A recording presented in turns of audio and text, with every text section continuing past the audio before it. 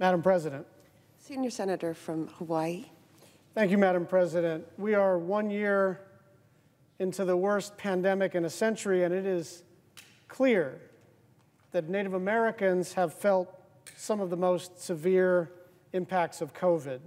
Now, here's what we know. The number of confirmed cases per capita among Native Americans is 3.5 times that of white Americans, and that they are almost twice as likely to die from COVID than white Americans when they contract it, and that over 1/3 of all Native Americans are at high risk for serious COVID-19 related complications, the highest percentage of any group in the United States. Native Americans need help now, and it is our job to deliver. President Biden has proposed a bold plan, one that meets the moment and one that helps our most vulnerable communities. The president's plan includes more than $28 billion for Native people, making it the largest investment in Indian country in American history. From Hawaiian homelands to villages, pueblos, rancherias, and other Native communities, our fellow Americans who live on or near these lands need immediate relief, not half measures, not delays. As the new chairman of the Senate Committee on Indian Affairs, I urge my colleagues to join me in voting for this resolution and delivering critical relief to all Native Americans, Native Hawaiians, Alaska Natives, and American Indians. First, to help to slow the spread in Native communities, we have to invest in health care, and that's why this resolution includes millions of dollars in critical resources to support the Native Hawaiian healthcare systems and more than $6 billion for the Indian Health Service, which is the primary vaccine distributor for more than 330 tribes and urban Indian organizations across the country. Now, these funds are going to help enhance healthcare services, particularly by improving the IHS's telehealth infrastructure.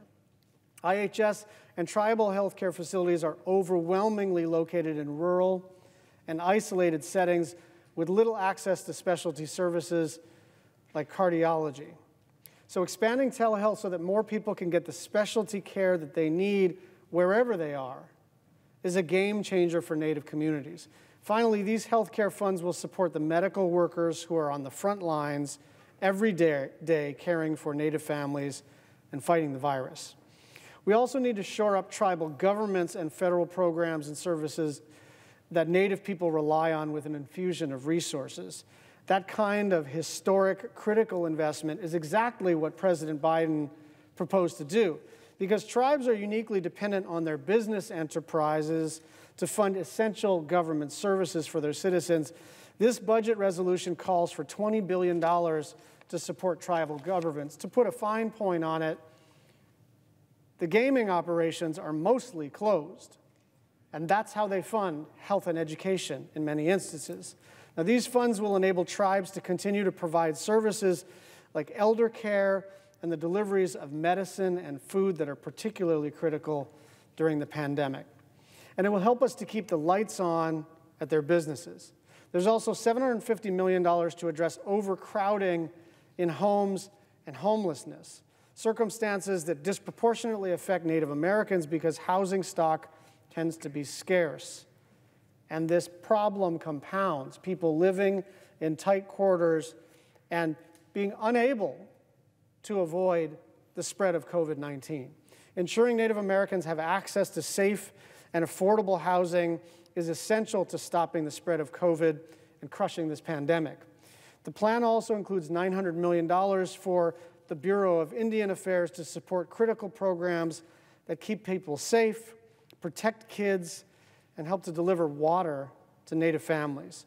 Now, especially during this pandemic, the BIA should step up, own its fiduciary responsibility, and help the tribes fight the negative impacts of COVID in their communities. And there's also $850 million for the Bureau of Indian Education, schools, colleges, and universities to address critical education infrastructure and to enhance distance learning capabilities, and hopefully bring kids back into the physical classroom. But you can't do that without money. You can't do that without crushing the pandemic. You can't do that without safety. We must make sure that Native students don't get left behind and that we protect the health and safety of students and teachers. Now, we all need to work together and support Native families and communities across the nation. And as I think about the history of the Senate Committee on Indian Affairs, and I think of my two predecessors, Senator Daniel K. Inouye and Senator Daniel Kahikina Akaka, and the legacy that they built of bipartisanship. And so I understand we're about to have a fight this week around a very silly process called Vote-A-Rama. But we need to remember what this is all about. This is not about a goofy 10-hour or 12-hour or 15-hour process where we stack amendments and try to set each other up that will somehow trick someone into taking a bad position that can be turned into a campaign advertisement. That's tomorrow. And it is nonsense, and everybody should ignore it if they can. Do anything to not watch Vote-A-Rama. It is boring, and it is the worst part of the United States Senate. But it is a very important means to an end. It is a very important means to an end because we were elected to deliver COVID relief. And once we get through this goofy process tomorrow night, or maybe it's Friday morning, or whenever it is, we're going to be in a position to deliver COVID relief, and then we're going to be in a position to talk to our Republican colleagues on and off the committee, representing Indian country, representing Alaska Native communities, representing Native Hawaiian communities, and figure out how to make sure that the people who are suffering the worst during this pandemic, the people who are suffering the worst during this pandemic, get the help that they need and deserve. And that's something we can come back together on as we move forward on this legislation. With that, I would like to yield to the senior senator from Nevada, a member of the Indian Affairs Committee, Senator Cortez Masto. Madam President.